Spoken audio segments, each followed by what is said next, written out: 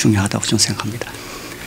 다니엘이 12개장이고 요한계시록이 22개장, 또 거기에 추가해서 레위기와 히브리서 이 네 권의 책을 정말 우리가 깊이 연구해야 합니다. 레위기서는 이 지상에 건축된 지상 성소의 봉사를 다루면, 히브리서는 하늘 성소에서 봉사하시는 대제사장이신 예수 그리스도에 대해서 우리가 다룹니다. 그리고 다니엘과 요한계시록을 우리가 자세히 보면 그 예수 그리스도께서 지상 성소와 하늘 성소에서 봉사하실 때에 그 여러 국면에 대해서 그 시간표가 잘 나와 있는 것입니다. 그래서 요한계시록도 여러분이 잘 보시면 하늘 성소 이야기입니다. 그래서 하늘 성소에 계실 때, 그래서 여러분이 아는 대로 요한계시록 2장 3장 우리가 이제 계시록도 살펴보겠습니다만 그 7 촛대는 세상 사람은 촛대가 뭘 생각하겠어요. 그러나 이스라엘, 그리고 우리 영적 이스라엘 교인들은, 우리 그리스도인들은 그 성소 첫째 칸의 기묘인 걸 딱 알아요. 성소 첫째 칸에 촛대, 떡상, 분향단 딱 알아요. 촛대는 교회를 상징해요. 교회는 우리 화이선자께서 얘기했지만 교회가 하는 가장 중요한 기능은 이 복음을 전하는 거예요. 정말 빛이 돼야 돼요. 그렇죠? 예배, 친교, 교육, 봉사, 교회 5대 목적 기능이 있어요. 저는 그 릭 워렌이 목적이 이끄는 삶, 제가 그 책을 보면서 참 이분은 이 교회 혹은 개인적으로 내가 왜 사는가, 목적이 이끄는 삶을 살아야 된다 이거예요. 그냥 막 살면 안 돼요. 5대 목적이 뭐냐면 교회의 5대 목적이에요. 예배, 그 다음 뭐예요? 신교, 그 다음에 교육. 우리가 훈련을 통해서 그리스도의 장성한 분량에 이르는 거예요. 그 다음에 봉사, 선교. 이게 5대 목적, 5대 기능이에요. 그걸 가지고 그렇게 목적이 이끄는 삶을 책을 썼어요. 저는 그 책을 딱 들고요, 목차하고 제목을 보면서 야, 정말 이게 천재구나, 이게 천재야. 그 책이 전 세계적인 베스트셀러가 됐어요. 그래서 요한계시록 2장 3장의 7교회는 교회는 촛대 사회를 다녀요. 그 다음에 7위는 성소 초청 안에 떡상을 가리키는 거예요. 그 7위는 정말 말씀, 문서를 가리켜요. 그래서 이 말씀이 천국 열쇠예요. 예수님 말씀하죠. 그 다음에 7 나팔은 분향단, 그 기도하는 거예요. 그 7 나팔은 교회 주변의 세상 역사인데, 여러분이 역사 때마다, 매 시대마다 세상이 교회를 핍박하고 그렇게 고통을 가했어요. 그때 성도들은 고작 하는 일이 기도밖에 없었어요. 그래서 분향단, 7 성도들의 기도, 향연, 그걸 얘기해요. 그 다음에 이제 그 7교회, 7 나팔이 지나고 계시록 11장 19절에 보면 이제 요한이 비로소 하늘에 열리는데 언약궤가 보여요. 그건 지성소 시대가 도래했다는 거예요. 둘째 칸이에요. 그렇죠? 그러면서 12장, 13, 14, 15장이 지성소 시대, 예수님이 하늘 지성소에 봉사할 때 이 지상에서 어떤 일이 벌어지는 것에 대한 아주 정확한 예언이에요. 그 봉사가 마치고 은혜 시간이 마치면서 은혜 시간이 끝나고 계시록 16장에 7재앙이 내리는 거예요. 그게 그 무섭고 두려운 야곱의 환난 7재앙이에요. 그리고는 그것이 지나면서 백말 타고 주님이 재림하셔서 요한계시록 20, 21, 22 천년기가 지나고 새하늘과 새 땅이 건설된다는 게 요한계시록의 요약이에요. 그러니까 다니엘과 요한계시록이 다니엘의 4차례의 계시, 요한계시록의 7교회, 7인, 7 나팔, 그 다음에 대쟁투 계시, 4차례 계시. 결국 다니엘과 요한계시록이 그 내용을 말하는 거예요. 그렇죠? 네, 그런데 저는 오늘 다니엘 8장, 9장을 다시 한번 종합하기에 앞서서 여러분 우리 다 같이 성경 한 넉 절을 좀 보겠습니다. 다니엘 4장 17절, 4장 25절, 4장 32절, 5장 21절. 전 다니엘과 요한계시록의 그 키 센텐스, 아주 주된 테마가 뭐냐 이거예요. 다니엘 4장 17절, 4장 25절, 4장 32절, 5장 21절. 자, 다니엘과 요한계시록에 하나님이 뭘 얘기하고자 하는 거냐 이거예요. 그렇죠? 다니엘 4장 17절. 어느 분이 한번 좀 읽어주세요. 좀 도와주세요. 또 한 분은 대기하세요. 25절 읽을 걸 대기하세요.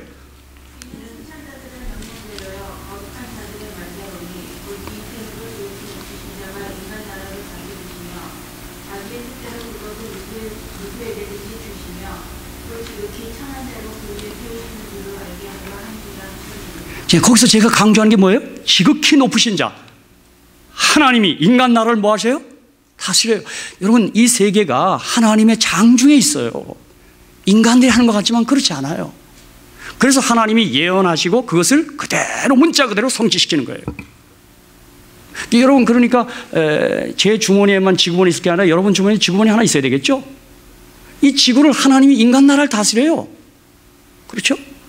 또 4장 25절. 좀 목소리 크신 분이 좀 읽어주세요. 저보다 커야 됩니다. 4장 25절. 예.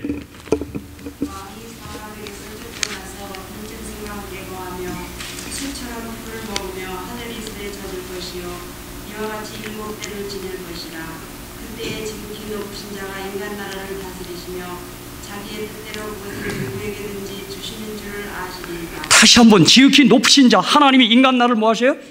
다스리세요.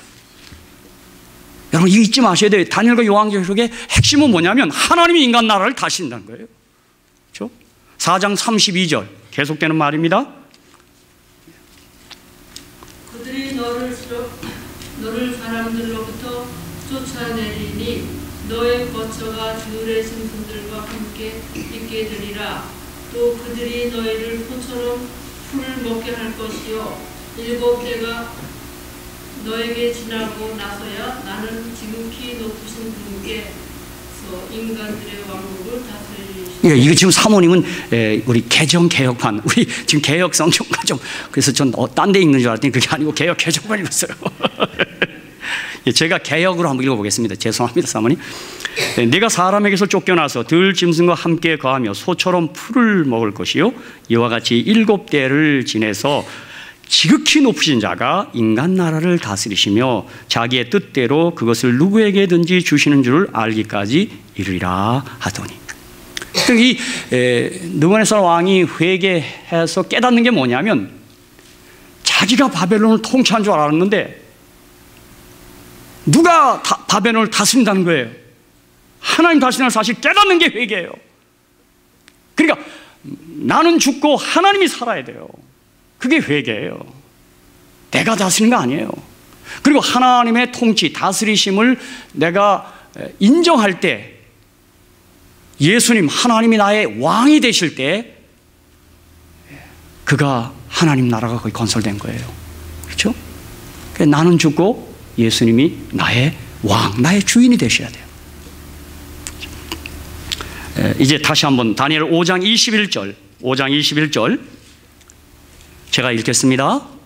인생 중에서 쫓겨나서 그 마음이 들짐승의 마음과 같았고 또 들나귀와 함께 거하며 또 소처럼 풀을 먹으며 그 몸이 하늘 이슬에 젖었으며 지극히 높으신 하나님이 인간 나라를 다스리시며 자기의 뜻대로 누구든지 그 위에 세우시는 줄을 알기까지 이르게 되었었나이다. 하나님이 인간 나라를 다스리세요. 그렇죠? 그래서 하나님은 우리 인류 역사의 과거, 현재, 미래에 대해서 다 아셔요. 그래서 장차될 일을, 후일에 될 일을 선지자를 통해서 말씀하시고 우리에게 알려주신 거예요. 그러므로 예언을 갖고 사는 사람은 이 지구라는 배가 어디로 가고 있는지 정확히 아는데 이 예언에 빛이 없는 사람, 예언에 등불이 없는 사람은 더듬고 있는 거예요. 어디로 가는지 잘 몰라요. 그렇죠? 그래서 제가 오늘 8장 9장을 제가 이 8장 9장이 왜 중요한지 오늘 저녁에 또 유인물을 이게 한 10페이지인데 제가 이게 호치케서 찍었으니까 제가 한 페이지 한 페이지 보겠습니다. 우리 정선 미사님 못 오셨네요. 예.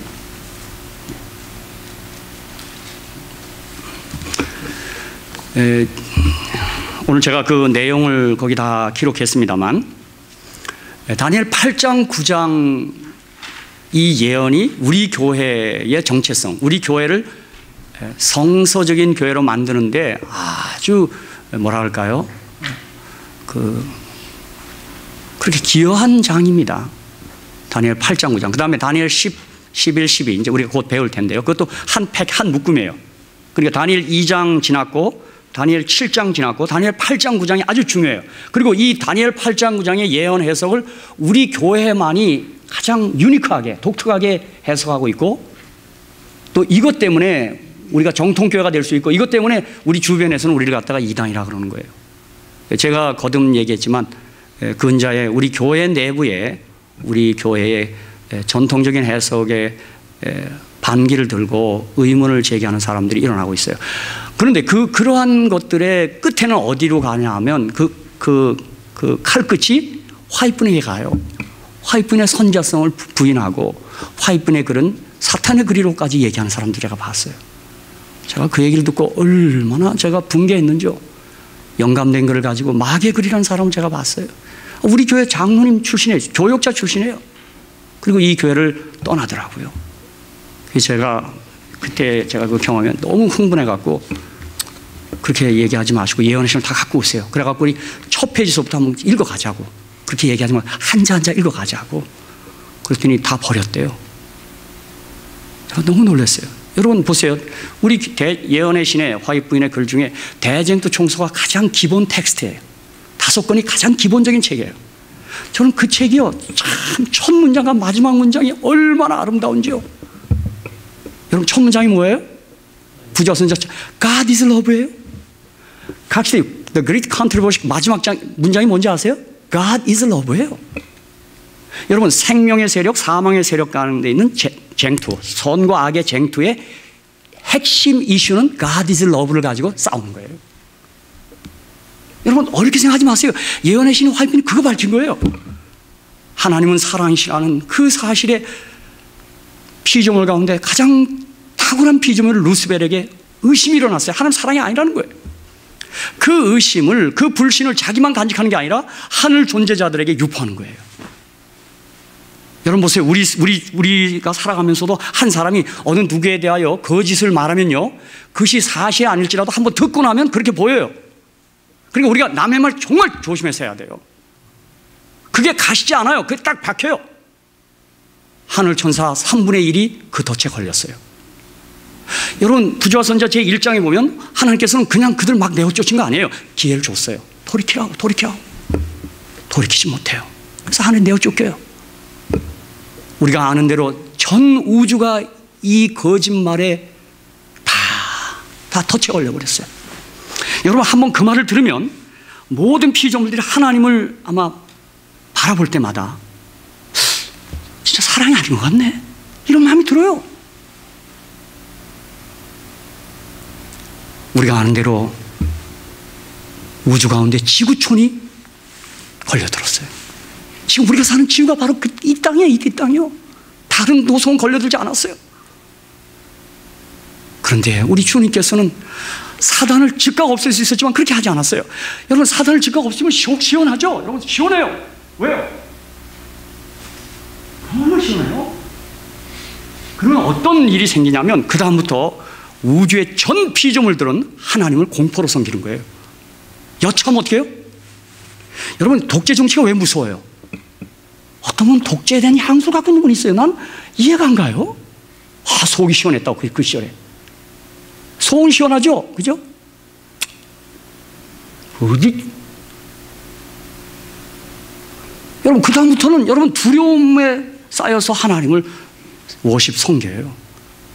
저는 또 하나의 선택이 있어요. 하나님께서는 창조주니까 전 우주의 피조물 다 없앨 수 있어요. 다 없앨 수 있어요. 싹 없애버리는 거예요. 싹 쓰레고 다시 만들면 돼요. God is love는 어울리지 않아요. 그렇게 하는 건 하나님이 할 수 없어요. 또 어떻게 하면 될까요? 잘했군. 나한테 맘먹어 반역해. 마구해. 여러분 그것도 안 돼요. 저는 성경에 보니까요, 사무엘상에 나를 존경하는 자를 내가 우대하고 나를 무시하는 자는 날 멸시한다고 그랬어요. 여러분 우리 인간 사이도 마찬가지예요. 누가 나를 무시하면요 오래 참지만 폭발합니다. 그러나 마땅히 나를 리스펙트하면, 존경하면 그 사람 존경합니다. 저는 부부 사이나 우리 사이에서 한쪽이 자꾸 이렇게 하면요 한껏 참는 사람이 나중에 폭발합니다. 그렇게 돼 있어요. 여러분 하나님께도 그랬어요. 하나님도 나를 존경하면 너를 내가 존경해 주겠고, 나를 멸시하면 어떻게 해? 나를 너도 멸시한다고 그랬어요. 네? 하나님께서 그것을 그냥 불법 행하고 마구 하는 거, 그것 용납은 안 돼요. 그게 하나님의 공이에요. 하나님이 최종적으로 선택한 초이스가 뭐였어요? 십자가입니다. 십자가.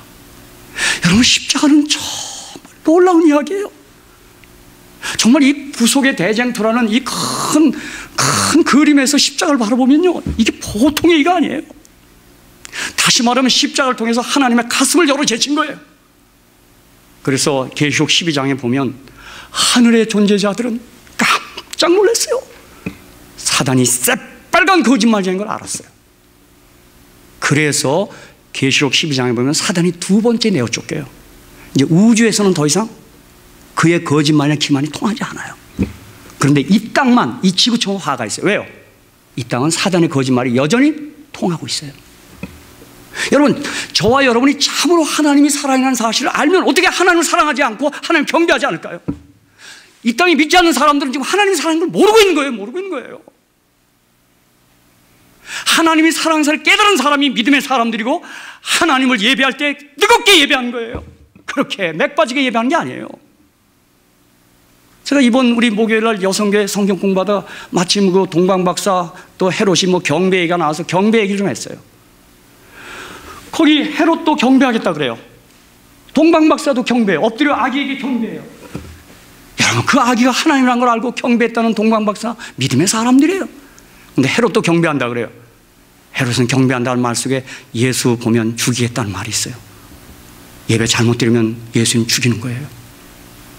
우리 엎드려 정말 하나님을 정말 살아있는 예배를 드려야 돼요. 여러분이 이 금요 예배가 됐건 가정 예배가 됐건 뭐 안식 예배가 됐건 이 예배 시간 여러분이 뚫어지라고 예수님 응시해야 돼요. 딴 생각하지 마세요. 뭐가 어떻다 이런 거 생각하지 마시고 설교자도 생각하면 안 돼요. 이 시간에 딴 거 아이고 저 박 목사가 목소리가 오늘 저녁에 왜 이렇게 커 이런 얘기 하지 마시고 전적으로 누굴 예배해야 돼? 이 시간이 무능하는 시간이에요. 예수님 경배하는 시간이에요. 제가 그때 사모 얘기 됐어요. 어떤 사모는 은퇴하고 났더니 그렇게 좋았대요. 아주 현역에 있을 때 아주 죽을 뻔했대요. 맨날 우리 목사님 설교가 어떠나 그 스트레스 받아갖고 은퇴하고 나서 살 것 같다 그래서 나 말은 안 했지만 속으로 그랬어요. 아이고 저분 평생 예배 안 드렸네. 우리 목사님 어떤가 하고만 예배 시간을 그게 뭐예요? 그거 자랑 아니에요. 그저 하나님을 예배하는 거예요. 예배하는 거예요. 그렇죠? 뭐 평하는 시간도 아니에요. 이게 정말 예수님 뚫어지게 생각해야 돼요. 제가 어디 가서 부흥회 가면 그래요. 달라. 회중들이 저 박 목사 설교 잘하나. 뭐. 제가 하고 싶은 말이 있어요. 그 생각하지 마시고 지금 예배하세요. 예배. 네? 예배하면 다 앉아갖고요. 주목하면서 예수님 만나야지. 하나님의 임재를 내가 꼭 경험해야지. 이 마음으로 사셔야 합니다. 아멘? 예, 아멘 해야 하고 말이죠. 우리 집사람은 제가 보다 우리 어머니 사모님 아셨습니까? 예배하셔야 합니다. 아이고 우리 한 목사님 연세도 많은데 오늘 설교가 어떨까? 그렇게 하시면 안 돼요. 항상. 자, 오늘 제가 이제 좀 보겠습니다. 한번 펴세요. 제가 오늘 좀 읽을 거예요. 여러분, 나는 유인물을 좀 읽으려고 그래요. 한번 꼭 읽어보셔야 돼요. 이거 버리지 마시고요. 꼭 읽어봐야 돼요. 재림교회는 다니엘 8, 9장의 예언을 깨달았습니다. 아멘이십니까? 저는 아멘입니다. 저는 아멘이에요. 제가 뭐 이와 관련된 여러 주석들, 여러 책들 제가 참고해봤지만 바로 깨달은 것 같지 않아요. 저희 교회가 바로 깨달았어요. 우리 재림교회 많은 고유한 교리들은 사실상 고유한 것들이 아닙니다. 우리만의 것이 아니에요. 제7일 안식일 준수는 제7일 침례교회로부터 가져왔으며 비록 소수이지만 제7일 안식일 지키는 다른 그리스도인들도 많이 있습니다. 지난번에 어떤 분이 조사했더니 190개 교파가 안식일을 지킨대요. 그리고 제가 지난번에 얘기했죠. 여러분이 침례교회 지나갈 때 절을 한번 하고 지나가라 그랬죠. 왜요? 제7일 안식일을 제7일 침례교회로 받았어요. 그리고 재림운동을 이렇게 윌리엄 메너가 어느 교회에서 하냐? 침례교회네요. 또 감리교회도 그냥 가서 반이라도 절해야 돼요.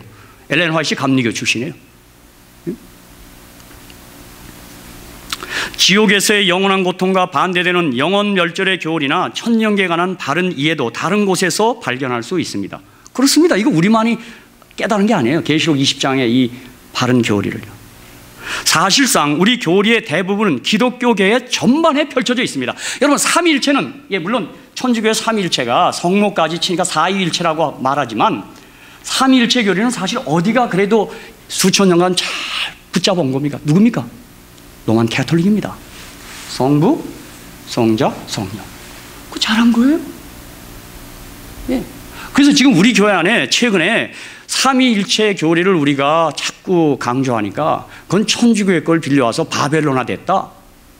우리 교회 타락했다. 이렇게 저는 희한한 사람 많아요. 많아. 여러분, 요한복음 14장, 16장, 15, 16장 좀 읽어보세요. 거기 성령이 또 다른 보혜사가 나와요. 인격적인 분으로. 이제까지 수십 년간 신앙을 어떻게 한 건지 난 이해가 안 가요. 참 안타까워요, 제가요. 예?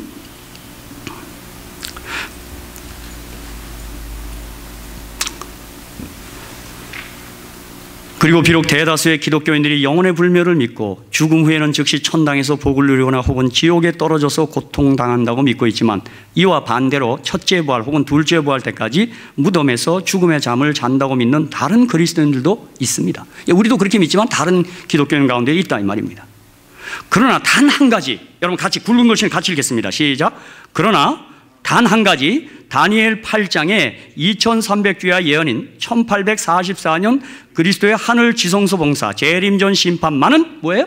예입니다. 이건 우리만이 믿어요. 다른 교파는 없어요. 수백 교파가 있지만 이건 없어요. 계속 굵은 글씨 계속 있습니다. 시작. 이것만큼은 참으로 고유한 재림교회의 교리입니다. 이 교리는 다니엘, 히브리서, 레위기, 요한계시록을 함께 살펴서 발견한 교리입니다. 우리가 저 성경에 없는 걸 갑자기 만들어낸 게 아니에요. 여기 우리 연세에 있으신 어머니 안에 어디 먼저 다니는 가는 게 가르쳤어 안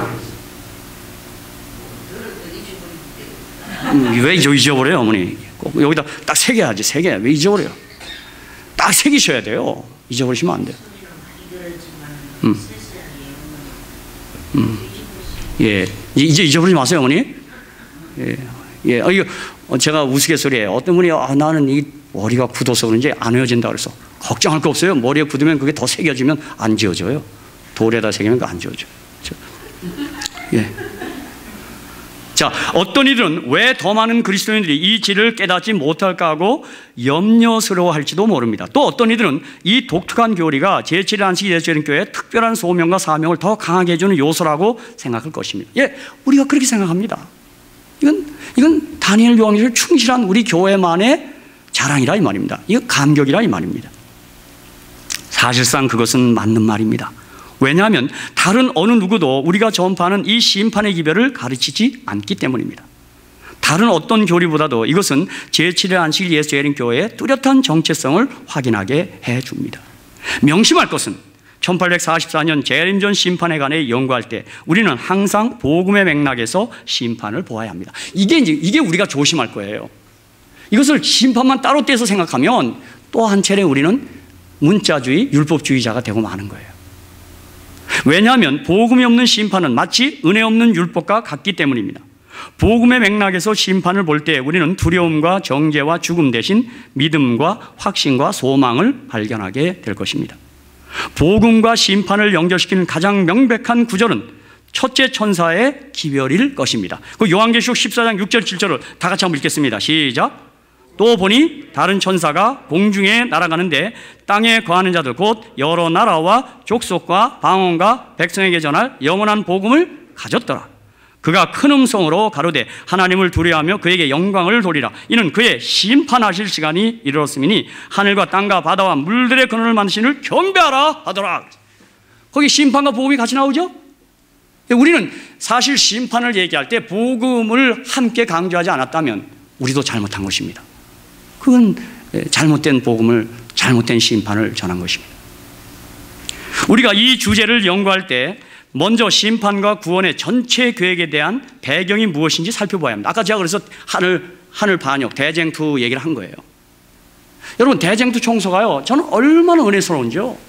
그러니까 매 시대마다 하나님이 사랑이라는 사실을 사단이가 허물어뜨리기 위하여 매 시대마다 노력했어요. 믿음의 사람들은 하나님의 은혜를 깨닫고 발견하고 하나님이 은혜고 사랑이란 사실을 알리기 위하여 그들이 몸부림쳤어요. 저도 여러분에게 전할 기별이 있다면 딴 거 아니에요. God is love예요. 제가 한 문장을 더 한다면 뭘까요? God is so good. 아멘. 저는 어느 곳에 집회를 갈 때요, 제 마음속에 드리는 기도가 있어요. 하나님, 이번에도 제가 그곳에 가서 사단이 하나님께 뒤집어씌운 누명을 좀 벗겨드리게 해주시옵소서. 한 분에게라도 하나님 사랑이라는 사실을 제가 확실하게 알릴 수 있도록 좀 도와주세요. 성령님 도와주세요. 그래서 제가 로마서 5장 8절을 좋아하는 거예요. 우리가 아직 죄인되었을 때 그리스도께서 우리를 위하여 죽으심으로 하나님께서 우리에게 대한 자기의 사랑을 어떻게 했어요? 확증하셨어요. 십자가로 다 그냥 확증을 했어요. 제가 그 영어 성경이 너무 멋있어요. demonstration. God demonstration 했다. 하나님이 데모하는 거예요. 이거 못 알아주니까 주님이 지금 해가 타시는 거예요. 저는 이 샬롯의 봄에 취했습니다. 봄이요. 난 작년에 왔을 땐 잘 몰랐는데, 이야, 무슨 꽃이 한 차례 싹 지나가대요. 그랬더니요, 요즘 더우드가 난 작년에 그게 안 보였어요. 이야, 벚꽃 지나가지고 막 그 레아길, 야, 이거 어떻게 돼? 강장님 죄송합니다. 알러지가 있다며요. 저는요, 꽃을 지나갈 때마다요, 죄송합니다. 저 집사람한테 꽃을 좀 자주 선물해야 되는데, 되게 남자들이 애정을 표현할 때 꽃을 가져갑니다.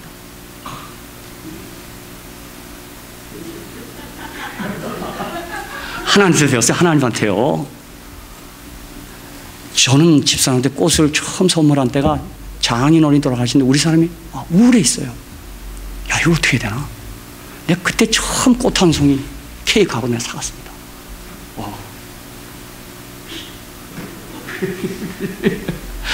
여러분, 안 하다가 하니까 탈이 납니다.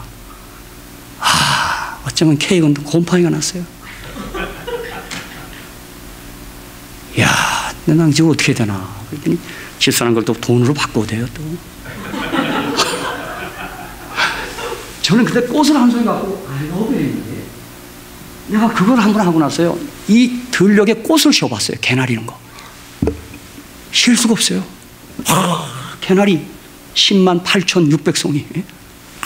막 벚꽃, 나하고도 하나님 우리를 사랑한다는 걸 꽃으로 얘기하는 거예요. 야, 널 이렇게 사랑한다. 그때 여기 살로교회 빼놓고 하나님. 어떤 분 제가 꽃 얘기했더니 별걸 다 생각하네. 하나님이 너무 애가 타시니까요, 몇 개월 지나니까 그 꽃을 열매로 만들어요. 사과꽃은 사과, 배꽃은 배, 물론 여기 페어레스 부하게 그렇게 배가 안 내리지. 복숭아 꽃은 복숭아, 기가 막힙니다. 여러분, 과일이요. 근데 제가 미국에 와서 좀 속상한 건, 딸기는, 이 미국 딸기는 파이입니다. 이건 파이야. 여러분, 한국의 딸기는요, 그 비닐하우스에 노지 딸기를 따서 먹으면요, 얼마나 달고, 이천, 안양,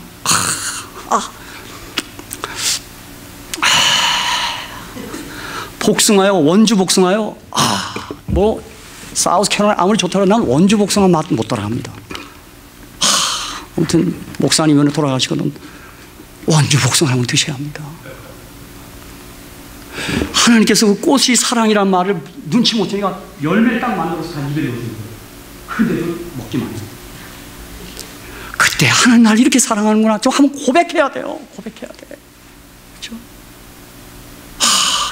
여러분, 이 죄가 들어오는 인간만큼 무디고 정말 답답한 천체가 하나님이 아니길 저 다행입니다. 저 같으면 진짜 애들 말대로 그냥 아이고 내 그냥 여러분, 내 사랑 몰라줄 때 그게 얼마나 해 같아요, 여러분. 그렇죠? 하나님께서는 저와 여러분이 조금만 눈치채고 반응하면요, 하나님이 저와 여러분 너무 좋아하십니다. 아이고, 알아차렸네. 예. 여러분, 그 대쟁투적 관점에서 심판, 여러분, 그러니까 심판은 사실 알고 보면 다른 거 아니에요. 하나님의 사랑을 내가 받았느냐 거절했느냐, 그거 구별하는 게 사실 심판의 핵심이에요. 사실은요, 십자가 사랑을 받았느냐 거절했느냐, 그거 가리는 거예요. 그게 지성소 심판이에요. 제가 어느 글에 보니까요, 십자가 3개가 있어요. 3개. 미국 사람들이 전도지를 만들었는데 십자가 3개를 딱 그려놓고, 너무 멋있었나요? 야, 미국 사람 멋있을 때 많아요, 그런 거. 가운데 십자가는 Redemption of Cross, 구속의 십자가. 이쪽 한편의 강도는 뭐예요? 뭘까요? Reception of Christ, 십자가를 받았대요. 멋있죠? 미국 사람 멋있어요. 아는 사람들. 이쪽은 뭐예요? Rejection of Cross. 나 그걸 읽고요, 기자 같았어요. 그게 심판이에요. 그 구원의 십자가, 사랑의 십자가 있는데 한쪽은 받았고 한쪽은 리시브했고 한쪽은 리젝트했다는 거예요. 그걸 가리는 게 심판이에요. 복음을 네가 받았느냐 거절했느냐. 저와 여러분이 구원받는 이유는 하나를 가지고 뭐예요? 하나님의 사랑을 받는 것뿐이에요. 아멘. 전 받을 거예요. 여러분 가운데 받는 일에 너무 망설이지 마세요. 우리 받고 살아야 돼요. 아유, 이걸 어떻게 받아요? 저한테 줘보세요. 난 무조건 받을 거예요. 제가 하나님께 다 받았죠. 다 받았죠. 내가 받지 않은 게 어디 있어요? 다 받았죠. 생명 받았죠. 다 받았어요. 내가 나올 때 빈손으로 왔는데 지금 보세요. 얼마나 부자가 됐는지요. 그 대신 받았으면 거저 받았으니 거저 주란 말이에요. 줄 때 거저 줘요. 받는데도 그런 사람일수록 또 남 줄 때 또 뭐 어떻게 거저 받았으니 거저 주는 거예요. 그러니까 여러분 집에 도둑놈이 들어가도 너무 놀라지 마시고, 아유 얼마나 답답하면 이러고 오시냐고, 너나 갖자고 그러면 돼요. 문을 열어놓고 살아야 되는데 우리가 얼마나 꼭꼭 잠그고 사는지요. 그렇죠? 우리 주님 보세요. 복음서에 보면 저 나귀 갖고 와. 예? 갖고 와. 주인이 뭐라고 하면 주께서 쓰시겠다. 그게 오늘 우리가 한번 그대로 한번 따라해 보세요. 저기는 차 있는 거 갖다가 올라타서 그냥 끌고 와. 주께서 쓰시겠다. 아니면 그 사람 뭐라고? 그 얘기예요, 그게요.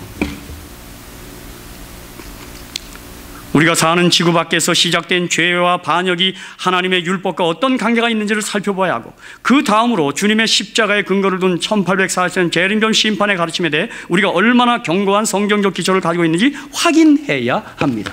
다니엘 8, 9장을 예언 해석할 때 그래야 된다 이 말입니다. 이 연구를 통하여 교리적인 지식이 얕은 이들은 이 중요한 진리에 대한 확실한 이해를 갖게 될 것이며, 이미 여기에 대한 깊은 지식을 가진 이들은 바라건대 기존 지식에 대한 보강과 함께 더 나은 이해를 갖게 될 것입니다. 그 다음으로 이 교리가 직면하는 몇 가지 질문들을 살펴볼 것인데, 그 질문들 자체에 많은 초점을 맞추기보다는 그 질문들을 도구로 삼아 재림전 심판에 대한 더 나은 성경적 기초를 확립하는 데 초점을 둘 것입니다. 무엇보다도 우리는 복음과 우리를 위한 그리스도의 죽음이라는 맥락에서 심판을 살펴볼 것인데, 그분의 죽음만이 우리에게 심판을 통과할 수 있는 보증을 주기 때문입니다. 우리는 바울이 말했듯이 로마서 8장 1절, 그러므로 이제 그리스도 예수 안에 있는 자에게는 결코 정죄함이 없나니라고 말할 수 있게 됩니다. 이제 우리는 심판날에 정죄를 명케 되었습니다. 그래서 복음서 보면 예수님이 나는 심판하러 온 게 아니다, 구원하러 한다, 난 심판하지 않는다, 그 말이에요. 근데 다른 건 심판한다 그랬잖아요. 그 말의 핵심 뭐예요? 나를 믿는 자는 심판을 면제받는다. 심판은 상관없다, 그 말이에요. 끝으로 우리는 다음과 같은 질문들에 대한 답을 찾기 위해 노력해야 합니다. 그렇다면 과연 19세기에 시작된 이 심판이 21세기를 살아가는 우리에게는 어떤 의미가 있는 것일까요? 심판은 우리와 어떤 관련성이 있을까요? 심판은 우리에 관해, 우리 교회에 관해, 그리고 무엇보다도 재림하셔서 우리를 본향으로 데려가시겠다고 약속하신 하나님에 관해 무엇이라고 말합니까?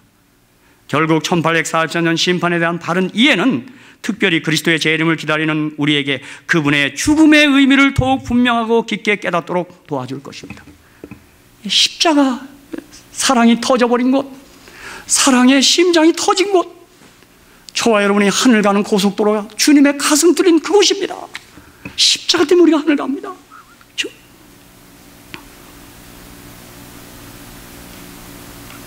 우리가 제7일 안식일 예수재림교인으로서 부르심을 받은 것은 바로 그분의 죽음의 의미를 전파하기 위함입니다.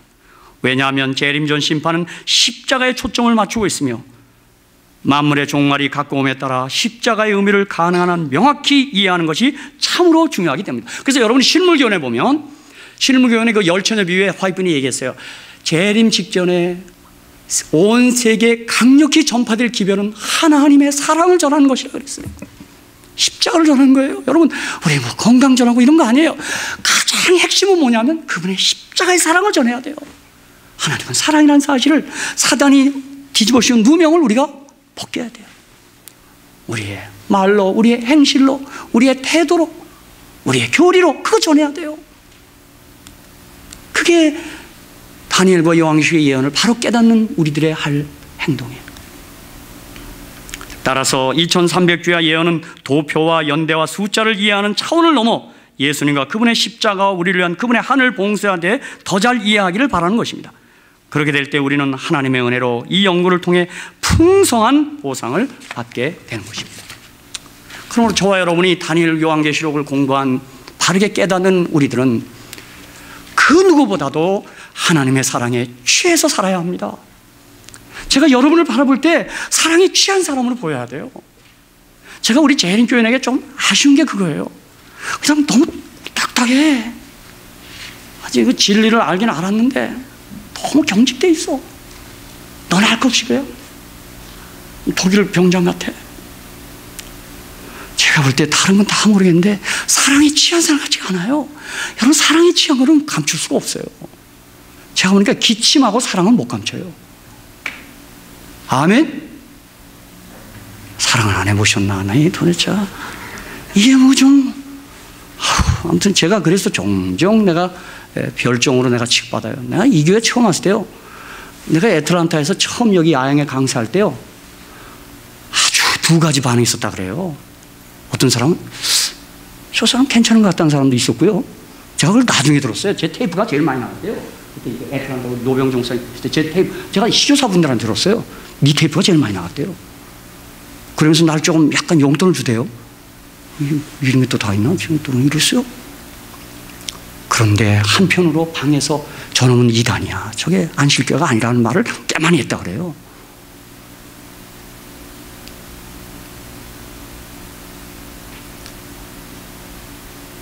저만 들었나요? 우리 사람도 들었나요? 아니에요. 나는 내가 볼 때 재림교인이 정말 좀 사랑에 취한 사람이면 좋겠습니다. 십자가 사랑에 취한 사람이라야 돼요. 저도 어느 때 일반 교회 테이프도 듣고 한번 그도 세미나 가서 들어봅니다. 제가 어느 때는요, 그들 가운데 사랑에 취한 사람 볼 때 난 그들이 그렇게 반갑습니다.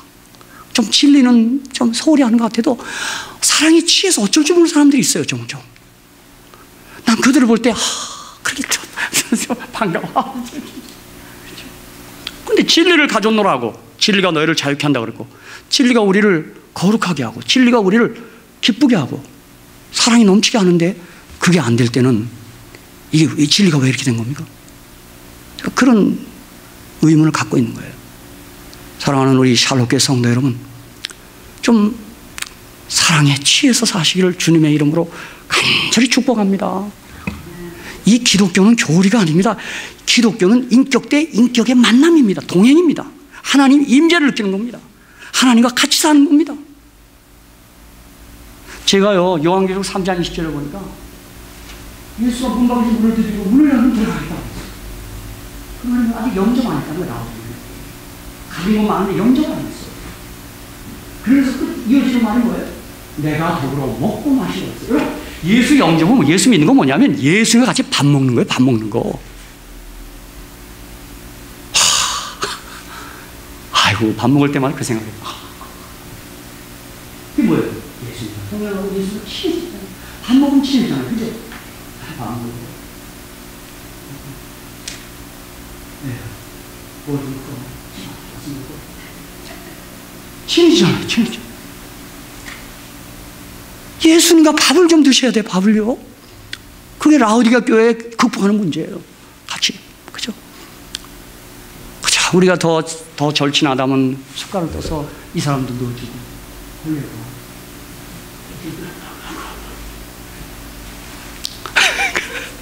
그랬으면 좋겠어요. 좀 어린아이 같이 돼가지고. 네, 다음 페이지입니다. 네, 3페이지입니다. 그냥 그건 넘어가겠습니다. 여러분 한번 좀 읽어보십시오. 그 다음에 4페이지 2300주와 1844년 이것도 읽고 빨리, 오늘도 시간 안 넘기겠습니다. 빨리 마치게 끝내겠습니다. 2300주의 예언은 예수님의 하늘 성소 봉사의 시간표입니다. 하나님께서는 시간표대로 한 채 오차도 없이 정확하게 모든 사건들을 성취하셨습니다. 서기 27년 예수님께서는 침례를 받으시고 공생애를 시작하셨습니다. 예수님께서는 3년 반 후 31년 봄 6월절 금요일 오후 3시에 십자가에서 희생당하시고 부활 승천하셨습니다. 이게 출애굽기 12장 다니엘 9장에 따라 예수님의 죽으시는 초림의 시간이 정확히 구약에 예언된 것입니다. 스데반이 순교한 34년부터 복음이 유대인을 넘어 온 세상에 증거되기 시작했습니다. 이게 70일에가 유대인을 위한 은혜 기간이에요. 그때부터는 이 복음이 이방인에게 이제 본격적으로 전파되기 시작합니다. 예수님은 31년부터 1844년까지 하늘 성소에서 매일의 봉사를 하시고 1844년부터는 지성소에서 성소 정결 봉사를 시작하셨습니다. 70일에 490년은 2300년 예언 기간에서 잘라낸 부분입니다. 2300년은 490년 더하기 1810년입니다. 490년이 마치는 34년에 1810년을 더하면 1844년이 됩니다. 그때 성소가 정결함을 입습니다. 1844년 무렵에 재림운동을 통하여 성소 진리가 회복되었습니다. 하늘 성소, 하늘 지성소 진리가 다 회복된 거예요. 여러분 보세요. 이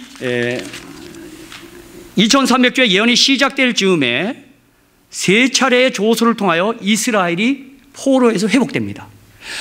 그 2300주가 마치려는 즈음에 세 천사 기별을 전파하면서 영적 이스라엘이 다시 한번 회복되는 것입니다. 딱 이렇게 아주 균형이 있는 것입니다. 시작할 때 마칠 때쯤 3차 조소, 세 천사 기별 똑같이 복음이에요. 그리고 성소가 회복되는 거예요. 성소가 다시 재건되는 거예요. 여러분 성경은요 제가 보니까요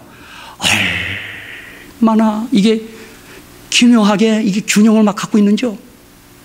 이 출애굽이나 이런 것들 연구해 보세요. 이 바벨론 돌아가라 3차 조서 세천사 기별 탈바벨론 출애굽 이게 다 짝을 이룹니다. 이게 성경이요. 이 성경이요 아주 멋진 책입니다. 그래도 그리스도인조차 이걸 깨닫지 못합니다. 여러분 세천사 기별 아주 중요합니다. 제가 이번 우리 여성교에서 그 얘기했어요. 사랑하는 여성교 회원 여러분, 예배의 원형이 어디입니까? 예배의 원주소가 어디입니까? 그랬더니 질문이 좀 어려웠나 봐요. 이렇게 쳐다봐요. 어려워하지 마시고 요한계시록 4장 5장이 예배의 원형입니다. 예배가 어떤 것 어떻게 드리는 건가 궁금해하시면 요한계시록 4장 5장을 가보십시오. 4장에서는 하늘과 땅과 바다와 만물을 지으신 이를 예배합니다. 창조주 예배하는 겁니다. 5장에서는 어린 양께 예배합니다. 구속주 하나님을 예배합니다. 여러분이 안식일 맞이할 때마다 창조주 하나님, 어린 양 구속주 하나님을 예배하는 시간이에요. 이 시간이. 그러니까 안식일 바로 성수해야 돼요. 그리고 4장 5장 보세요. 거기서 가장 예배 핵심 뭐냐면 Presence of God, 하나님의 임재예요. 여러분이 이 시간 예배 들어올 때 하나님의 임재를 구하셔야 돼요. 주님 내게 성령으로 오시옵소서. 주님 내가 주님을 사모합니다. 제 옆에 계시옵소서. 제 속에 계시옵소서. 그렇게 해요. 예, 그리고 이제 다음 페이지는 작은 뿔이 일어나는데 그 방향에서 일어났다는 것을 얘기하는 거고, 그 다음 페이지는 그 수염소 작은 뿔인데 스스로 강대하더라, 스스로 심히 강대하더라, 그 다음에 심히 커지더라. 그걸 히브리어로 가달 메오드, 가달 예테르. 그러니까 이게 점점 커지는 거예요. 그러니까 작은 뿔을 엔티오코스 에피판에서 해석하면 이게 맞질 않아요. 그럼 커지지 않았잖아요. 더 작아졌잖아요. 그렇죠? 그러니까 이건 작은 뿔은 로마로 해석해야 되는 것입니다. 그 다음 페이지 다니엘 8장의 2300제 이상은 끝에 관한 예언입니다. 이게 헬라로 끝나는 예언이 아니에요. 끝에까지 가는 거예요. 그래서 다니엘 8장 17절, 다니엘 8장 19절, 다니엘 8장 26절 이거 다 끝에 관한 예언이라 이 말이에요. 그 다음에 다니엘 9장은 메시아 예언이 있어요. 하늘의 탑 시크릿가 다니엘 8장 9장의 예언이에요. 메시아 예언이에요. 메시아는 여러분이 아는 대로 로마 시대에 오십니다. 그러니까 다니엘 8장 예언은 로마 시대까지 그리고 세상 종말까지 나가는 예언이에요. 이게 헬라로 그치는 예언이 아니에요. 그 다음에 다니엘 7장과 다니엘 8장의 같은 점과 다른 점을 거기 도표로 만들었습니다. 여러분 한번 살펴보시기 바랍니다. 뭐가 같고 뭐가 다른가. 그 다음에 맨 10페이지는, 여러분 10페이지 한번 펴보세요. 이거 하고 마치겠습니다.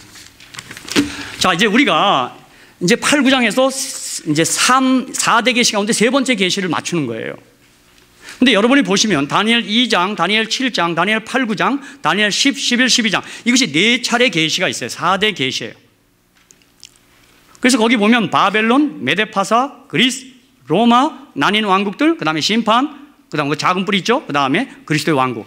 이렇게까지 나가는 거예요. 모든 예언이 왕국까지, 하나님 나라까지 나가는 거예요. 그러니까 다니엘과 요한계시록에서 저와 여러분이 주목해야 될 예언이 뭐냐면 4대 제국이에요. 근데 네 번째 제국은 정말 무서운 나라예요. 왜요? 제국 로마와 교회 로마로 또 그 성격을 달리하고 모양을 달리해서 1000년 이상을 그의 성도들을 괴롭혔고 때와 법을 변개합니다. 그런데 오늘 그들이 천사인 양, 진리인 양, 이 세상 사람들을 기만하고 있다는 것입니다. 이게 우리를 슬프게 하는 것입니다. 진리의 빛이 없으니까 이것이 된장인지 이것이 뭔지 고추장인지 전혀 모르는 거예요. 그런데 이것이 왜 이렇게 됐는가? 성경을 읽지 않아요. 그리고 성경 읽지 않으니까 교회가 성경에서 너무너무 멀어졌어요. 저는 이게 속상한 거예요. 제가 요즘 기독교 방송에서 신천지에 대한 8부작을 봤어요. 내가 이해가 안 가요. 이만이라는 인간이 하나님이래요. 그리고 죽지 않는데요. 거기에 기만당한 아이가 엄마가 그 상담소에 와서 싸워요. 엄마가 얘야 이만희는 죽는다 그랬더니 이 아이는요, 엄마 안 죽어, 안 죽어, 안 죽어. 죽는다니까. 안 죽는데요. 그러니까 상담하는 분이 또 거들어요. 죽잖아. 안 죽는다니까요. 이야, 사람이 악령에게 기만당하니까 희한합니다. 내가 그 특집을 보면서 요즘 기도하기를, 아버지 이만희 속히 죽게 해 주시옵소서. 그래야 저 아이가 돌아올 것 같습니다. 내가 그러고 있습니다. 참, 여러분 왜 그럴까요? 성경을 한 번도 읽지 않은 거예요. 좀 인간 교사도 중요하지만 한번 좀 읽어보세요. 좀 짝이 있고 다 이게 있어요. 구약 성경이 예수에 관한 메시아 예언이거든요. 여자의 후손이에요. 메시아가 되기 위해서, 하나님이 되기 위해서는 진짜 아버지가 없어야 돼요. 처녀 탄생을 해야 돼요. 그러니까 가장 기초적인 최초의 예언도 모르고 교회를 다니는 거예요. 참 이해가 안 가요. 성경에서 너무 멀어졌고 성경을 너무 몰라요. 기도하겠습니다. 하늘에 계신 우리들의 아버지, 정말 감사합니다. 우리의 눈이 열려서 우리의 구주이시오 메시아이신 예수님을 알고 깨닫고 믿게 해주셔서 감사합니다. 아버지, 주님이 성육신하시고 십자가 죽으시고 부활하셔서 나 같은 못난이를 의롭다 말씀해 주시니 감사합니다. 아버지, 우리가 무슨 일이 있어도 눈을 들어 주님 바라보며 살겠습니다. 나 볼 거 없습니다. 나 봐야 죄밖에 보이지 않습니다. 옆 사람도 볼 게 없습니다. 머지않아 나를 실망시키고 말 것입니다. 나는 여한 일이 있어도 사도 바울이 우리에게 권면한 것처럼 믿음의 주 온전케 하신 예수를 바라보겠습니다. 믿는 도리의 사도시며 대제사장의 예수를 깊이 생각하며 살겠습니다. 아버지, 쳐다본 즉 살리라 약속하셨사오니 우리가 주님을 바라볼 때마다 살 수 있도록 은혜 베풀어 주시옵소서. 주님, 하늘이 무너지고 태양이 꺼져도 하나님은 사랑이십니다. 그분이 나를 사랑한다는 사실 절대로 놓치지 않게 주시옵소서. 내 감정이 동요되지 않아도, 내 느낌이 일어나지 않는다 할지라도 주여 속지 말게 해 주시옵소서. 하나님은 나 사랑합니다. 주님은 나 사랑합니다. 아버지, 특별히 주님이시여, 야곱이 범죄하여 도망갈 때, 베델에 이르렀을 때 그는 자기 혼자 있고 버림받은 줄 알았는데 주님은 그곳에서도 같이 계셨고 야곱을 만나 주었습니다. 우리가 얼굴 둘 수 없고 정말 죄가 많아 쩔쩔매일 그때에도 주님은 나와 함께 하심을 절대 잊지 말게 해 주시옵소서. 주님 부활하신 다음에 엠마오로 가던 두 제자와 함께 동행했지만 그들은 그거 깨닫지 못하고 알지 못했습니다. 주여, 우리가 주님과 동행하면서도 어느 때는 생각지 않고 깨닫지 못하고 살 때도 있습니다. 그러나 주님은 우리와 동행하십니다. 특별히 마태복음 28장 18절로 20절에 주님이 세상 끝날까지 우리와 함께 하시겠다고 약속하셨습니다. 언약하셨습니다. 우리가 그 약속 불신하지 않고 믿으며 살 수 있도록 도와주시옵소서. 주님, 오늘 안식일입니다. 이날은 주님이 창조주시오 구속주신 것을 기념하고 예배하는 날입니다. 우리의 무딘 입술, 우리의 더러운 입술로 주님을 경배하고 찬양한다 할지라도 주님 예수 그리스도의 보혈을 의지하여 경배하오니 우리의 예배 받으시고 예배드린 자에게 약속된 하늘의 신령한 은혜로 충만케 하여 주시옵소서. 우리 주님 예수님의 이름으로 간절히 기도하오 나이다. 아멘. 감사합니다. 다음 시간엔 다니엘 10장, 11장, 12장 하겠습니다. 네, 감사합니다.